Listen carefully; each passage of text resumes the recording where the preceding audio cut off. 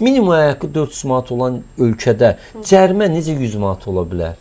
Bax, dayanma, durma cəriməsi. Mən danışaram olanı. Yox, məsələn, mən necə əmələ gəlir? 25 var. Məsələn, siz avtomobil sürürsünüz də, bir ay ərzində rahat şəkildə 4 dəfə cərimə eləyə bilərsiniz ya yox, rahat da. Yəni, çox yox. Gündə, həftədə bir cərimə eləsəz, minimum haqqını aparıb verdiniz. Yəni, taksiyə deyir ki, taksi sürücüsünə.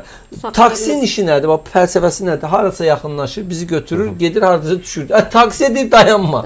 Taksi artıq ikinci mərtəbədə götürməlidir bizi, enməlidir, yerə getməlidir. Yəni, buna bax, ayna bilmirəm. İndi bu dəfə də mən o aynanın rəhbərlə debatda. Qardaş, bu nə düşünür, nə yeyirlər, nə içirlər? Birinci cərimədə 100 manat cərimədir, avtobus yoludur. İkinci cərgədə saxlasan 80 manatdır. Yəni, yolun ortasında nənəni düşür, nənəni də maşın vursun, öldürsün. Dönənki və yaxud da gəl məhəllənin içini belə parking eləyiblər. Parkingi pul, santimetri. Ölç, biç, bax, razıyam. Məsələn, mən... Orada yığılan da əməkdaşın maaşına gedir deyə bir absurd.